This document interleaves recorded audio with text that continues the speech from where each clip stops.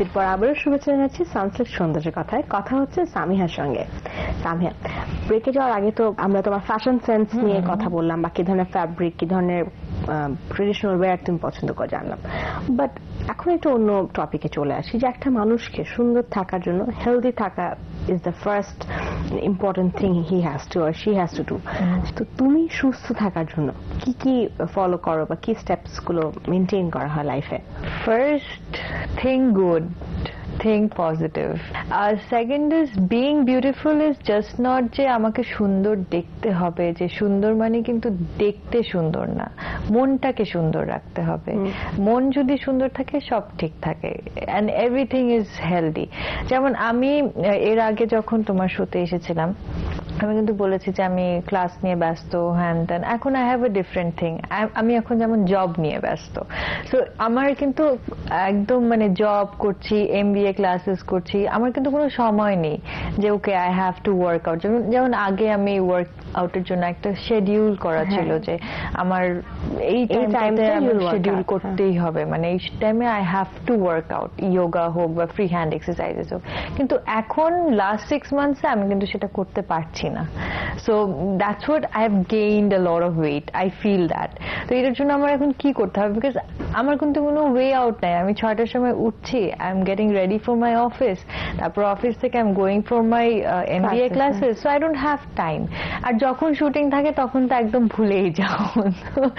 তো এত ব্যস্ত লাইফের মধ্যে শুটিং কে কি তুমি সময় দিতে পারছো? খুবই কম, মানে খুবই কম বলতে শুটিং এর মধ্যে আমার শুধু উপস্থাপনাটা করা হয়।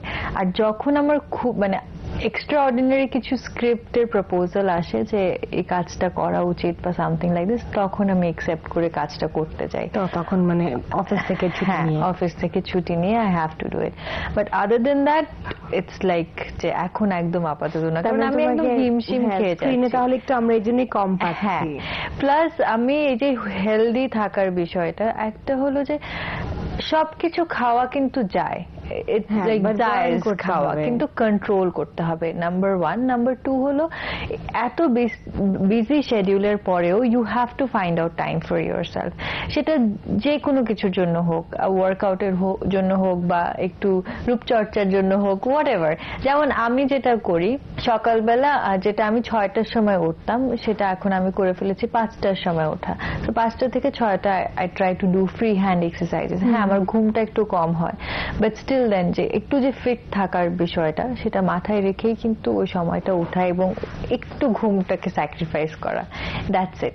ত্বকের বিষয়ে কিভাবে ত্বকের যত্নটা নেওয়া হচ্ছে হেকটিক শিডিউলের মধ্যে, বা চুলের যত্ন কি করা হচ্ছে? এটা মাস্ট। যেমন স্কিনের জন্য আমার যত রাতেই ফিরি না কেন, I have to put a pack.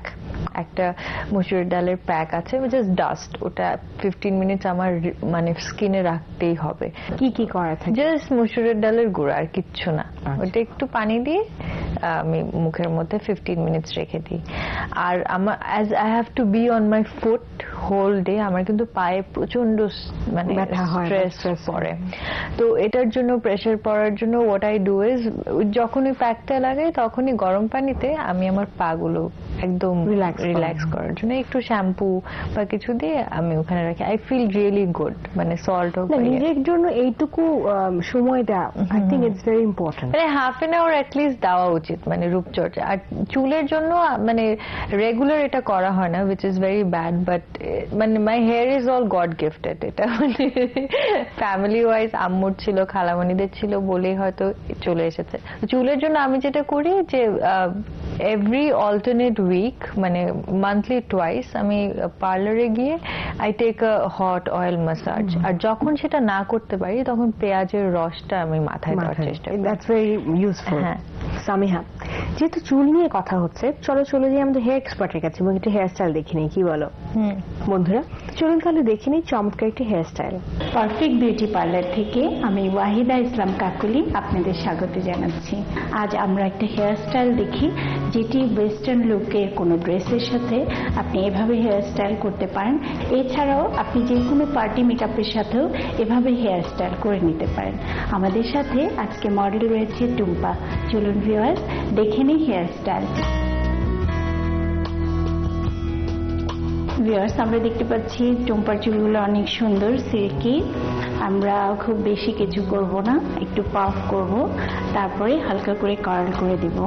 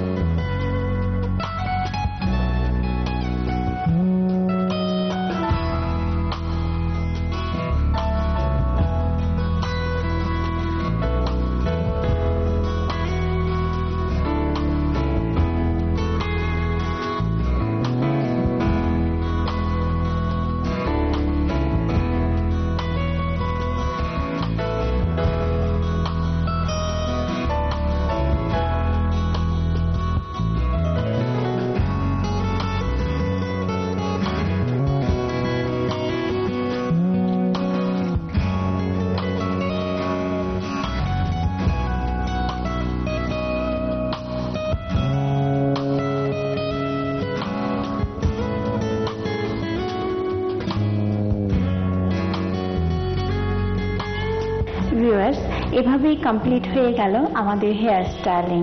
আপনারা দেখলেন কত ইজি আমরা একটা মেশিন দিয়ে কার্ল করে এই হেয়ার স্টাইলটি করেছি। সবশেষে দেখে নিই টুম্পাকে কেমন লাগছে এমনি একটি লুকে।